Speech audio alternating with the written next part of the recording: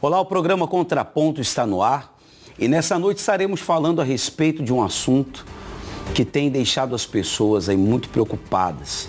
Antigamente nós ouvíamos falar de crimes que aconteciam na rua, num assalto, aconteciam em lugares aí que já era normal de se ver. Mas hoje estamos falando de um crime que acontece dentro de casa. São crimes relacionados à família, tragédias em família. E esse assunto é muito importante, afinal de contas tem sido muito recorrente, tanto no nosso país como no mundo todo. E para conversar conosco hoje nós trouxemos o professor Castilho. E ele que é psicólogo estará conversando conosco, tirando dúvidas, né? Boa noite. Muito boa noite, Patrick. Obrigado pelo convite, pela oportunidade. Professor Castilho, o que o senhor acha que tem contribuído para o aumento da violência nas famílias, dentro das famílias? Por que tem aumentado tanto? As famílias estão ficando mais tóxicas? O que tem acontecido para que haja esse aumento dessas tragédias? É multifatorial, Patrick. A gente tem que levar em consideração, por exemplo, o confinamento, a pandemia. Obrigou, entre aspas não, sem aspas, obrigou as pessoas a conviver, obrigou as pessoas a compartilhar o mesmo ambiente. Pré-pandemia, a juventude, a meninada, os filhos, era a rua, era a internet, era no seu quarto, no computador, no videogame, coisa e tal. Com a convivência compulsória, com a convivência obrigatória, começaram a surgir ali algumas faíscas, algumas incompatibilidades. Famílias que têm uma condição melhor, uma casa grande, não quero ver a sua cara, eu vou para outro cômodo. Mas e a família que não tem? É obrigado a ficar 3, 4, 5 pessoas dentro do mesmo ambiente 24 horas. E aí vira um caldeirão de frustrações, de desejos, de repressões. Nada disso justifica, mas isso explica alguns comportamentos, alguns. Outra questão eu sou da geração que pai e mãe olhavam para a gente, era um olhar eloquente, era um olhar que a gente já entendi, sem precisar falar nada. E eu percebo isso nas gerações sequentes às minhas, que muitos filhos mandam nos pais. Eu quero, é assim, é do meu jeito e acabou. A gente vê isso em supermercado, a gente vê isso em shopping center, a gente vê isso morando aqui no litoral, a gente vê isso na praia. As crianças mandam nos pais. Os pais, talvez por culpa de uma vida corrida, de trabalhar fora, de viver ausente, um mecanismo meio de compensação, esses pais dão liberdade em excesso para os filhos. Faz o que você quiser, filho. Já que o papai não pode ficar com você do jeito que deveria, já que a mamãe não pode te dar atenção, então faz o que você quiser. E obviamente que uma criança, que um jovem não tem discernimento sobre a vida. E aí eles passam a mandar nos pais. Aí quando junta as duas coisas, a convivência obrigatória, com total desregulação, total liberalidade dos filhos, a criança não tem juízo, o cérebro dela não está pronto, aí é um caldeirão propício a esse tipo de tragédia que a gente tem visto. Sim, o senhor acredita que a educação, por exemplo, ela influencia então, né? A educação que a pessoa recebe de berço, isso influencia muito. Sem dúvida. Na vida de uma pessoa, para evitar esses tipos de situações que acabamos de falar, né? Eu percebo uma confusão que se faz. Muitos pais, mães, muitos cuidadores, muitas famílias delegam a educação dos filhos para a escola. A escola não é lugar para educação, a escola é lugar para aprendizagem. Educação é em casa. Então, vai para a escola. Chega lá, o professor, ele não tem obrigação de educar o seu filho, você que está assistindo, ele tem obrigação de ensinar. Ele tem obrigação de pegar a matéria que foi combinada ali, passar aquela matéria, ensinar aquela matéria, corrigir a lição. Agora, ele não tem obrigação de ensinar o seu filho a falar por favor, obrigado, a esperar a vez dele, a respeitar os mais velhos. Ele não é trabalho do professor. O professor até faz isso por uma questão de abnegação, de amor ao próximo, de amor à profissão dele. Mas isso é trabalho dos pais. Então, se dentro de casa falham na questão de hierarquia, de respeito, de ordem, as crianças vão crescendo achando que podem tudo e não podem. Ou pelo menos, não deveriam poder. Nós vemos também que, como passamos na matéria, tem casos de marido que, no caso, tirou a vida da esposa, o filho que tirou a vida dos pais. O senhor acredita que uma pessoa, quando ela vai tomar uma atitude assim de chegar a esse ponto, de cometer um crime, isso o senhor acredita que vem de uma sequência de fatos ou é uma atitude assim de uma hora para outra? Foi um excesso de raiva, algo que ocorreu com aquela pessoa? Os dois casos, Patrick, podem acontecer. Existem, infelizmente, pessoas que têm uma doença chamada psicopatia. O psicopata, ele parece ser humano, ele anda igual ser humano, ele fala igual ser humano, mas ele não é humano. O psicopata não tem a menor empatia, ele não tem a menor ideia do que seja a dor do outro. Todos nós sabemos que nós não somos psicopatas, por exemplo, quando a gente vê alguém se machucando e a gente faz... porque a gente imagina aquela dor. O psicopata vê alguém se machucando e fica olhando assim, pensando, que interessante, os ossos quando quebram estalam. Ele não tem nenhuma emoção, nenhum sentimento. E como eu disse, ele parece ser humano, ele pode conviver entre nós e a gente não sabe. E esse sujeito casa, tem filhos, mas ele não tem sentimento. E no momento em que ele é contrariado, no momento de briga, no momento de frustração, ele não mede consequências. Para um psicopata, xingar você de qualquer coisa ou tirar-lhe a vida é a mesma coisa. Ele não mede consequências. Ele não pensa assim, se eu fizer isso pode acontecer aquilo. Não, ele simplesmente faz. Requintes, a gente vê as histórias com requintes de crueldade, com detalhes horripilantes. E depois eles são presos, dão entrevista assim, como se estivesse falando de um jogo de futebol. Não, o jogo de futebol até inflama um pouco as pessoas. Sim. Mas o psicopata, ele fica assim, ele não... Esse é um caso.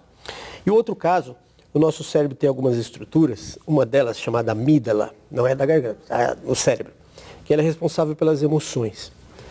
Na testa aqui na frente, a gente tem uma parte do cérebro chamada córtex pré-frontal. Essa parte aqui é a parte responsável pelo raciocínio e pela antecipação de coisas. Por exemplo, eu estou num programa de televisão, o meu pré-frontal diz para mim assim, não fale palavrão, porque eu penso a consequência disso. Em alguns casos, a amígdala, quando a pessoa está sob forte emoção, a amígdala, o termo é sequestra o pré-frontal. E aí a pessoa para de pensar, ela simplesmente age.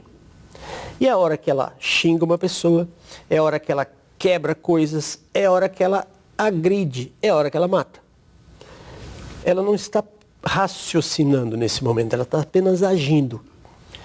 Tanto é que quando a amígdala para de sequestrar, a primeira coisa que a pessoa faz é pôr a mão aonde não está funcionando. Ela põe a mão aqui e faz, meu Deus do céu, o que eu fiz? O que eu fiz? Então é uma reação natural. Eu espero que ninguém esteja entendendo que eu estou justificando o comportamento de ninguém. Eu estou analisando neurocientificamente como é que isso se dá. A amígdala sequestra a parte racional. Essa pessoa, por alguns instantes, perde completamente a razão, vira um animal, age como um animal e depois, meu Deus do céu, o que eu fiz? Então pode ser casos de psicopatia, onde a pessoa é normal, ela tem uma família, ela tem amigos, ela joga bola, ela toma uma cerveja, ela faz aniversário, tudo certo. E um dia ela tem um surto ali e mata as pessoas. Ou ela pode ter sofrido um sequestro da amígdala episódico, que vem do quê?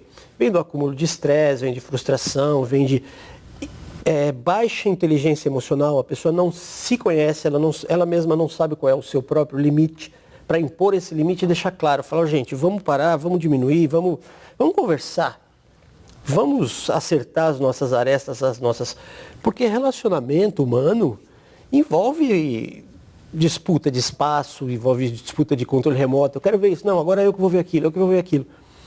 E essa disputazinha aqui é uma gotinha de água no copinho.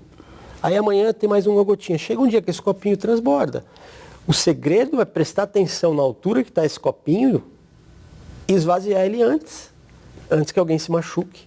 E como a gente está vendo aí, antes que alguém morra.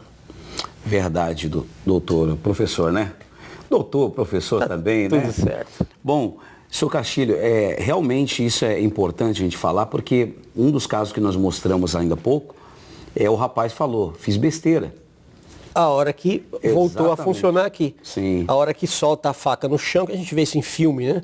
Sim. Esfaqueia, atira, não sei o quê. O que eu fiz? É a hora que volta ao normal. A metáfora que eu faço é o sequestro da amígdala é quando o sujeito está virando Hulk. O olhinho fica verde e ele vai virando Hulk e ele sabe que ele vai quebrar tudo. Aí já quebra tudo e tal.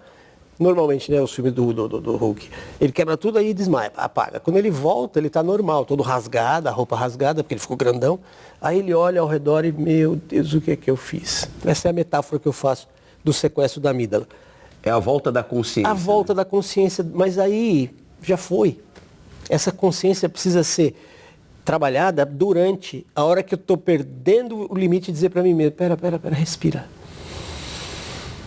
Respira para evitar, porque depois pode ser que não dê mais para fazer nada. Depois é só lamentar. No caso do rapaz aí, ele matou a família toda. Quando ele tomou consciência do que ele fez, ele se matou. Ele não soube lidar, não conseguiu lidar com a situação. Falou, olha o que eu fiz. Eu matei os meus pais. Aí eu não sei, nunca vamos saber se ele se matou por remorso, por vergonha ou por medo. Falou, cara, daqui eu vou pra cadeia, eu vou sofrer, então é melhor. Ninguém vai saber nunca disso. Mas ele tomou suicídio. Suicídio é uma atitude definitiva para um problema temporário. No caso dele ali, o problema dele era permanente, porque ele matou os pais. Professor, esses dias atrás nós tivemos o caso do DJ Ives, que ele agrediu sua esposa, né?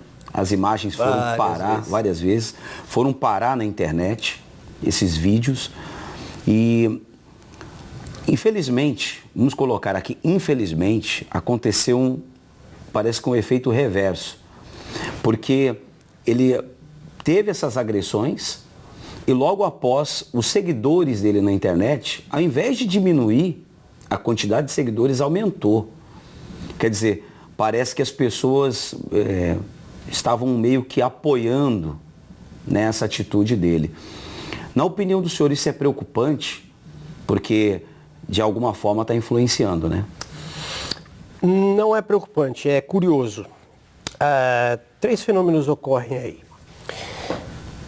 Eu, particularmente, não conhecia. Eu vivo numa bolha diferente da dele.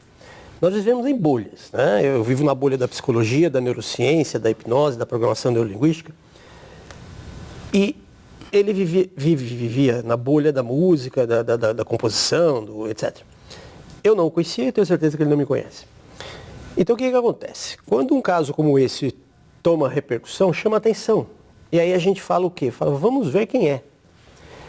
Então o número de seguidores dele aumentou por curiosidade, vamos ver quem é. Aí vai lá no Instagram dele, entra lá e fica para acompanhar. Então isso é uma coisa, curiosidade. 2, há quem, infelizmente, concorde. Acho que não tem nada demais. Não merecer, enfim, não vou nem comentar mais além do que há pessoas que concordam com o comportamento dele. E há os fãs mesmo, há pessoas que eram fãs, mas não seguiam. Durante nós estamos aqui, acabou de recém a Olimpíada, eu comecei a seguir alguns atletas brasileiros que eu nunca tinha ouvido falar, não sabia quem era. A Olimpíada deu visibilidade. Aí eu fui lá seguir as pessoas por motivo de conhecê-las e tal, até por questão profissional mesmo. No caso do Ivens, é isso, muita gente não sabia quem era e começou a seguir para ver quem era. Ele, se não me engano, está preso, não deve ter mais acesso à conta dele, ou seja, ele não tem publicado mais nada. Mas, pelo que eu entendo, ele tem milhões de seguidores, milhões de posts e tal. Quem começou a seguir está indo para trás, assim, no sentido de vendo o que ele já havia feito. A tendência daqui a algum tempo é diminuir esse número de curiosos. Que foi lá, viu quem é, viu o que é que ele já tinha produzido, aí um outro gosta e continua, e muitos vão embora. Fala, bom, já vi, já sei o que é, deixa eu ir embora. O ser humano tem uma coisa natural que se chama curiosidade mórbida. É aquela coisa assim, ó. Imagina 2 estradas, uma para lá, outra para cá. E a gente está indo para lá e consegue ver que lá do outro lado, numa pista do lado, teve um acidente. Está parado lá. Não passa nenhum carro do lado de cá, a gente está indo e dá para ver ao longe um acidente. Normalmente, quando é pai que está dirigindo, um mãe mais velho, fala para as crianças, não olha. Falou para a criança, não olha, mas vai passando do ladinho, aí às vezes tem uma coisa muito feia. que a gente fala quando a gente... Ai, pra que eu fui olhar? Roda mais alguns quilômetros, tem outro acidente. O que a gente faz? A gente olha de novo. O ser humano tem a curiosidade mórbida. Por isso esses casos de crime, esses casos dá tanta audiência, dá tanta repercussão. Nossa, você viu? Eu sou jornalista, a gente aprende também na faculdade de jornalismo. É uma frase até cruel, mas é verdadeira. A frase diz o seguinte: notícia boa não vem de jornal. Então, pensa num outro DJ, não ele, que está compondo hoje e que tem uma família exemplar. Não vai aparecer na televisão, não vai ser manchete, não movimenta as emoções básicas do ser humano. Então, quando um sujeito como ele comete aquele crime repetidas vezes e vem à tona, as pessoas querem saber, querem conhecer, até para um lado para vaiar e outro lado para dizer, mas briga de marido e mulher, eu li muito isso, não se mete a colher. Absurdo, não se mete a colher, se mete colher, faca, garfo, a panela toda. Briga só dentro de um ringue, com regras. Dois adultos que escolheram brigar ali em troco de uma medalha, em troco de dinheiro e tal. Briga de família, de marido e mulher, discussão ok, briga já é outra coisa, briga tem que ser interrompida. O senhor acha que essas atitudes, né, como essa que acabamos de falar do DJ Ives, por exemplo, por qual motivo elas acontecem? Quais motivos? O senhor acha que é o nível de estresse, a aceleração da população, enfim, a correria do dia a dia, vamos colocar aqui. O que o senhor acha que chega a esse ponto de uma pessoa, o senhor comentou no início do programa, mas o senhor acredita, por exemplo, nesse caso aí, o que poderíamos aqui nomear aqui, falar assim, olha, acredito que seja isso. Como ele é um agressor reiterado, eu descarto todo e qualquer tipo de estresse, pressão, porque isso pode acontecer uma vez. Quer dizer, agressão não deveria acontecer nenhuma. Mas perder o limite, perder a paciência uma vez. Agora, há vídeos dele fazendo isso reiteradas vezes. Ou seja, era uma praxis, era uma prática. E os sujeitos que se comportam dessa maneira, eles se escondem, se escudam atrás da impunidade. Ele tem certeza que nunca vai acontecer nada. O sujeito vai ficando famoso, vai ficando poderoso, ele acha que ele pode tudo. Ele tem ali um séquito de seguidores, de funcionários, de assistente, que ele estala um dedo, aparece um copo d'água, ele estala um dedo, a porta abre sozinha, ele estala um dedo. E aí essas pessoas meio que perdem a noção do que é possível e do que é permitido. Então ali eu percebo nele assim, já um desvio de caráter, que o poder que ele amealhou, o dinheiro, o sucesso, a fama, deu para ele, na impressão dele, um salvo-conduto para fazer o que quiser. Eu não duvido nada se não aparecer mais coisa ainda. Porque é da personalidade da pessoa. Ela faz uma coisa errada, ela sabe que é errada. Não acontece nada, ela faz de novo. Criança é assim. Sim. Criança vai ali e faz um negócio, você não pode. Bem assim só, a gente não faz isso. Ele faz de novo. Se não há consequências, né? Não há consequência, ele faz de novo. E no caso de uma criança grande, eu chamo de adultescente, que é um adulto, mas ainda adolescente, neurologicamente falando, e tendo quem passa a mão, não, tudo bem, não sei o que e tal. E a mulher, por diversas questões ali, de dependência financeira, dependência psicológica, dependência emocional, vai deixando passar. Certeza que cada vez que ele a agredia, em seguida ele pedia desculpas, não vai acontecer de novo, você é a mulher da minha vida, e toma uma flor, toma um anel, toma um não sei o que lá. Um presente. Isso. Que a gente chama de fase da lua de mel, né? Tem a fase do arrependimento e a fase da lua de mel. Depois da fase da lua de mel começa o assédio moral de novo. Você não sei o que, você não sei o que lá. E é um ciclo. E aí do assédio moral passa para agressão física. Da agressão física volta para o arrependimento, lua de mel, assédio moral, agressão. E fica esse ciclo.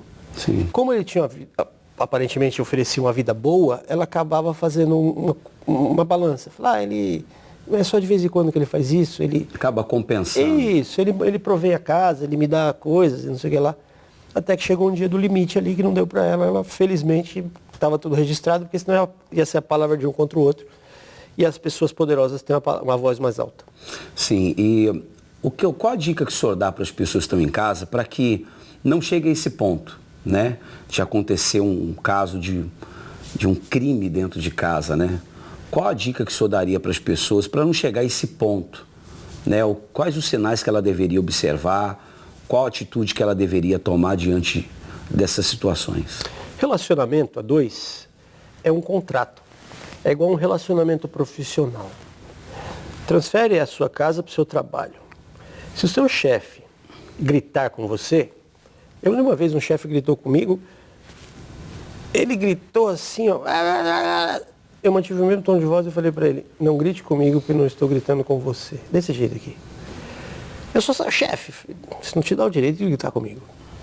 Existe um contrato numa empresa. Então, a pessoa me contrata, eu presto serviço. O dia que a gente perceber que não está dando mais liga, ou meu contratante me demite, ou eu peço demissão.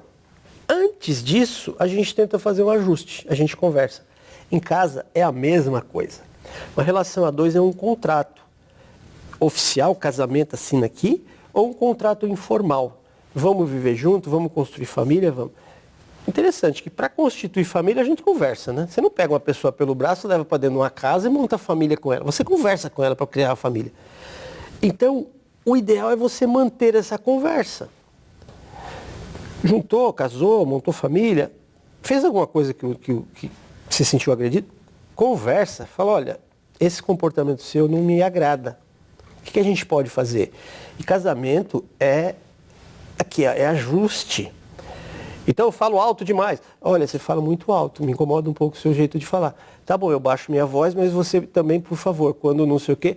E vão se ajeitando. O problema é que as pessoas vão acumulando e ficam quietas. Então você fala muito alto, você larga a toalha molhada, isso é bem de mulher, né? Reclamação. A toalha molhada na cama. O homem reclama que a mulher não troca a pilha do controle, quando quer usar fica apertando e não tem mais pilha. E esses pequenos detalhezinhos do dia a dia vão acumulando, aí chega uma hora que o copinho transborda. A receita, se é que existe, é converse daquilo que está incomodando micro. A pedrinha dentro do seu sapato pode te levar à loucura.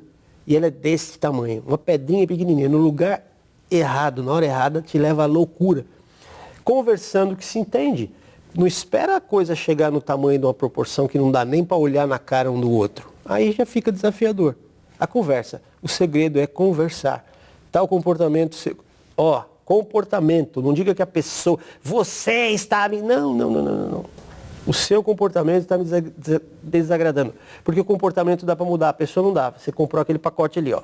1,80 m, cabelo amarelo, olho verde. Você comprou aquele pacote.